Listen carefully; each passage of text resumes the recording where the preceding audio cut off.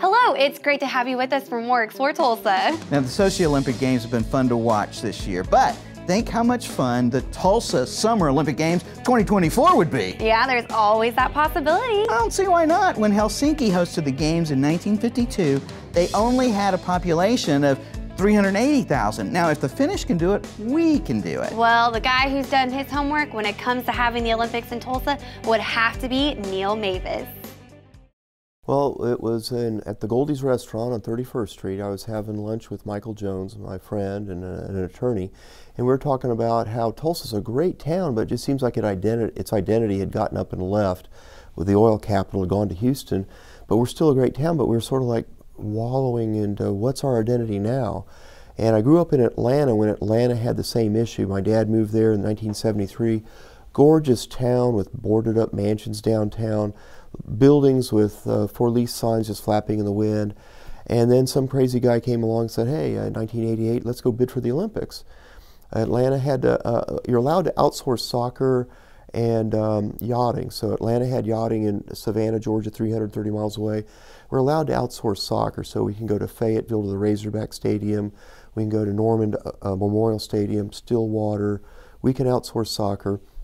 Sailing, we could probably have that up at Grand Lake of the Cherokees. The average host city gets $700 million just in TV revenue. Then they get another $500 million or so for marketing rights from their marketing partners. And then ticket sales. Ticket sales I'm projecting to be about $800 million. So it's about a $2 billion event. And the tax law, about 10% of that, is going to be based off that $2 million. We could pay for the low water dams. And there's a bunch of other positives that we could do for it. It could be a catalyst for us to get other things done.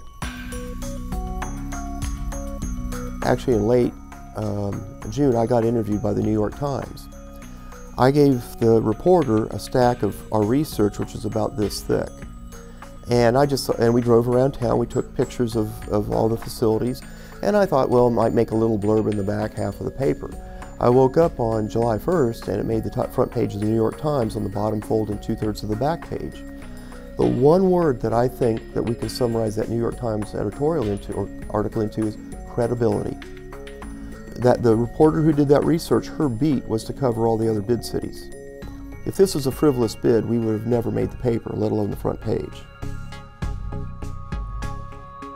One of the biggest thing that the IOC looks for, and they even state this in their bid package, is they want the power of the Olympic brand to positively transform the city in a positive way. I think that Tulsa is probably the most exciting bid because we've got the theme of Native America. Jim Thorpe, the greatest Olympian of the first half of the century.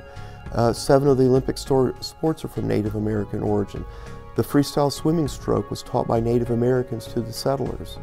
We've got 3 Olympic training sites. Half of the states in the United States are named after Native American words.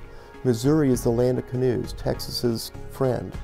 So by having a Native America theme, I think a lot of people would be resonating with it. We've got country music, Route 66. So I think there's a lot of positive things to it. Our web page says here it all is. You can look at every sport like archery. We want to put that at University of Central Oklahoma in Edmond because Oklahoma has 3 Olympic training sites. Archery and volleyball are at University of Central Oklahoma. So we want to spotlight their contribution to Oklahoma in the Olympics by putting the sport there. We did the same thing with gymnastics at University of Oklahoma. You got Shannon Miller, John Horton, Bart Connor. OSU, Oklahoma State University, has had over 20 gold medalists in wrestling. Of course we're going to put wrestling in Stillwater. Another thing with Oklahoma State University, Coach Iba. Henry Iba was a 3-time Olympic basketball coach. So of course we'll put basketball in Stillwater. And so we've got a link on the website showing what's the minimum Olympic requirements for the seat count, what Atlanta did, how they did it. And we've got links to the official IOC application, links to the official Atlanta report. So anybody who wants to say you can't do it, I can say, well, the references that I have, the IOC's been doing this for 100 years. I think they know how to do this.